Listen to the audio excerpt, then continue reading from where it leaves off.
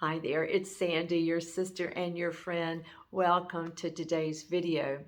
In the last video I posted, I was talking about life can be a win-win situation for any problem or difficult thing challenges that we're facing, where we actually set our intention for everybody to win, because if somebody else loses, we actually lose too, because we're one with God and we're one with every other person who's ever lived on the earth. So if they lose, we lose as well. Well, a friend of mine asked if I could address a little bit more about meditation. Now, I'll tell you, I'm pretty new at this in the last few years, because this is not something that was part of my religious practices in growing up in the Christian world that I grew up in. But I am going to share what I know and what I have learned, either by reading books, listening to videos, and then, of course, from my own personal experience. That's where the rubber meets the road, so to speak. So if we know, first of all, that we're all energy, everything is energy. Einstein had his formula: energy equals matter or mass times the speed of light squared. The speed of light squared is so fast we can't really even fathom what that is. So really, energy equals mass or matter. So we're made up of energy. Our thoughts are energy. Our emotions are energy. That's really, if we can't even measure it, it doesn't mean that that doesn't exist. It exists. Just like we know, if somebody said, oh, you don't have a thought life, we know we have thoughts. We know we have emotions. So even though they can't be measured, we know that they're there. And the reason that that's important for us to know is that there are different levels of energy. That and energy vibrates. It goes across the sound waves and air waves, and with this vibration. And there are high forms of energy, God, high vibrations type of energy, and lower types of vibrating energy that are associated really with lower type of emotions and lower thoughts of fighting, fear, that sort of thing. So what are this whole life, I think, is about us getting to a place where we are not controlled by these lower vibrations anymore, but by the higher ones. That's where we are one with God. We are oneness consciousness. At this very, very high level, that's where the seat of self, capital S, that's where we are with God. And it can be called consciousness, awareness, true self, the real you. There are all kinds of names that different religions have given to this. So how do we achieve a place in this world, the ability in this world to stay at this higher plane, this mental plane? I believe in Buddhism, it's called the empty mind. It's void. Sometimes it's called that. And it's this place where God is. And it's a place where it's all joy and beauty and love and everything that we are really looking for here in this world. And we have the ability to touch that and to recognize that that's where we truly do. We've always existed there. We've never left that place that's not a place. So how do we do that? How do we get there in this world? Well, different those who've gone, avatars perhaps you might call them, who've gone ahead of us, who have really devoted their whole lives to this being centered and being in this oneness consciousness. They have achieved these states, and then they have told us about how do we follow them into these states of consciousness, and so we know that it's possible to attain this. And there are different ways, as I say, that I have just heard about, learned. One of them is positive thinking. So if you have a negative thought, replace it with a positive thought. And that way you're just raising your level, your vibration to this higher place all the time. Another method or technique to use is mantras. So it is to have a word. It can be a word. It doesn't have to be or God, but it could be, or Allah, or Adonai, or Jesus, something that really resonates with you and brings you back into the centering of knowing who you truly are, that you are conscious awareness. Um, and that word, the reason we practice that word, we practice it when we're driving down the road and all of a sudden we realize, oh, there's a car that stopped in front of me. And if we've been practicing this at home in our quiet and still times, then we can go to that safe place of being centered in that moment. God, God, God. Um, and and we can achieve that safe place. We can get ourselves back to that place very quickly. Um, and another way is this witness consciousness.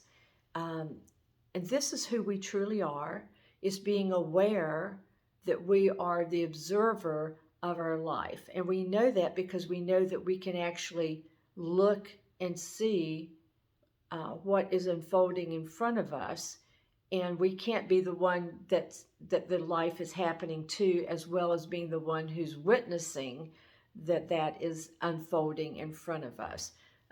So we know that we are actually the observer of our life, and that's the state where we are. We don't have to try to get there. That already is who we are. That is the place that's not a place, where we already exist. And it's like having that our life is unfolding like we're on a stage, and yet as the witness, we are the one sitting in the audience, and we are there observing what's happening on the stage, and we're just seeing things unfold. And as the witness of this, we don't get engaged in the feelings and the thoughts of this lower S self who's acting on a stage or in a film.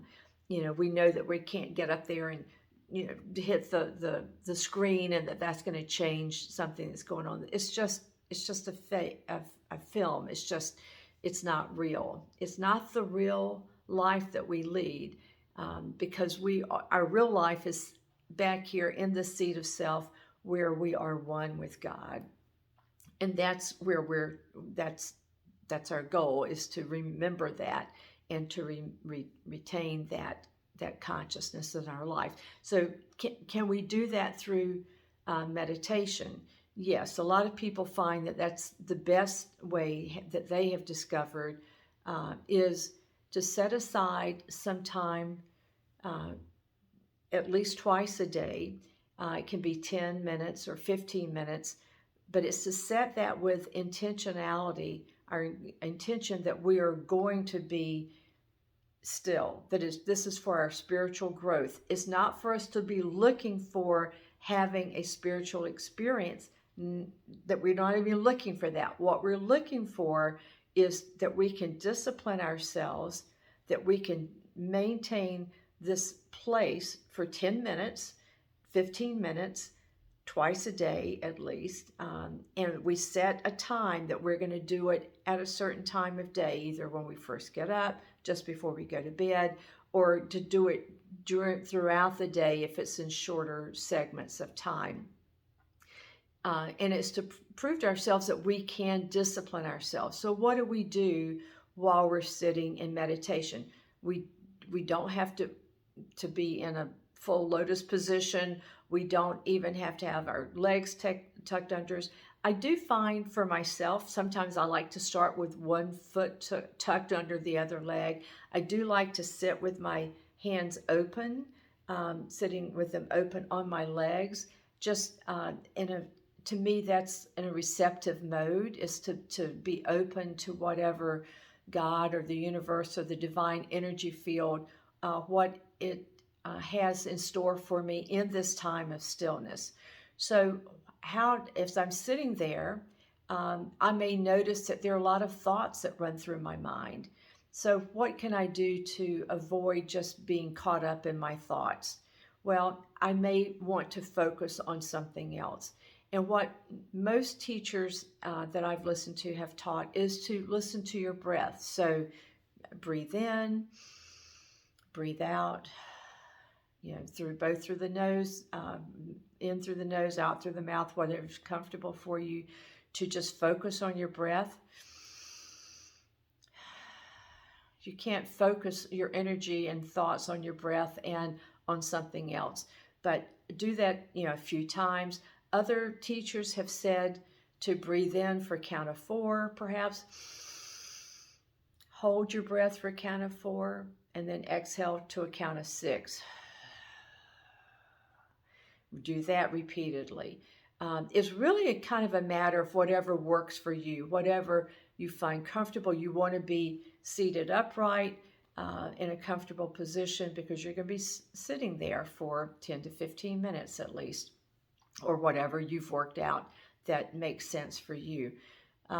So as you sit there, if you're going to be there for a while, then, and this works for you, count your breaths up to 25 as you inhale and exhale. That's 1 breath.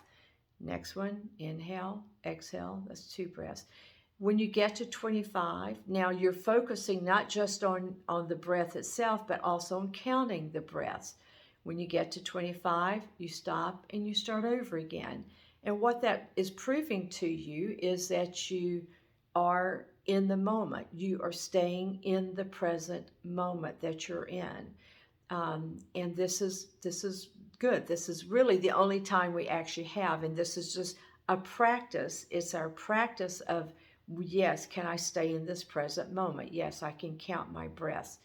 And I heard Eckhart Tolle talk about, and I've practiced this myself, is that focus on the energy, your inner energy in your hand or in your fingers.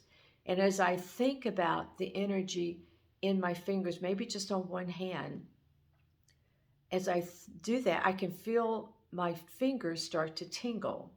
Even as I'm sitting here talking to you, but I'm thinking about my fingertips, I can feel them start to tingle.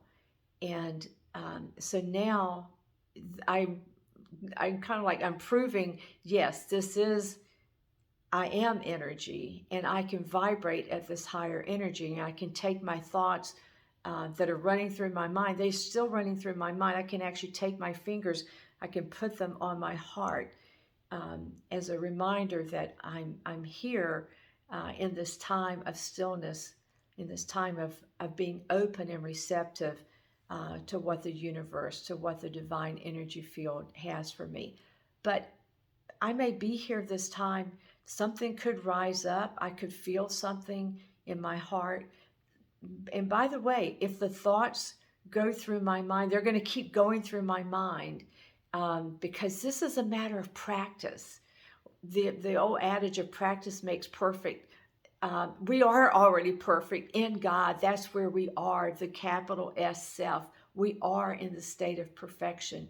And now we're practicing that we getting to this place of conscious awareness through these techniques of, and if I count, and my intention was to count to 25 and start over, and I realize I'm at 49 because I've had thoughts going through my mind that I didn't attach to, but I didn't also focus on this present moment, and that's okay. Like everything that happens in this moment is okay. Not to have any sense of oh, I blew it, or I didn't do this right, or none of that. You're already seated in perfection, in God, in this conscious awareness. And this is just a matter of us practicing here on the earth in this place of stillness. Because when we, and you may use your mantra if the counting works, or it doesn't work so much for counting your breaths, and you just want to sit here in this place of openness and of saying something that a name for God, if that works for you, and if it doesn't, if you want to use a different phrase, I think I heard Michael Singer use the phrase, "I'm always okay," or "I'm always fine." I'm always fine. I'm always fine. And, I think another time I heard him say, I can handle this. I can handle this. I can handle this. And so, whatever makes you feel centered, brings you to this place of peace, um, makes you it puts a smile on your face, that makes you happy, that makes you realize that you are one with your Creator, that you're one with your brother, that brings you to the state of feeling vibrations. Once you feel the vibrations in your fingertips, you can focus on different parts of your body and feel your body vibrating. And that's a higher state of being. It's a higher energy level than the lower thoughts and the lower feelings. And just enjoy. This is a time to enjoy being in the moment and being centered with your Creator. So I hope this helps you. These are the things I have used, have learned, and just talking to you about them today, it really has raised my energy level, my vibration, just during this time. So thank you so much. If this helps you, give me a thumbs up, subscribe, leave me a comment. Tell me what you use, what techniques that somebody else might find useful, that you have used. So I welcome all your comments. I love being in God's family with you. Thank you so much for listening. And until next time, I love you. Bye bye.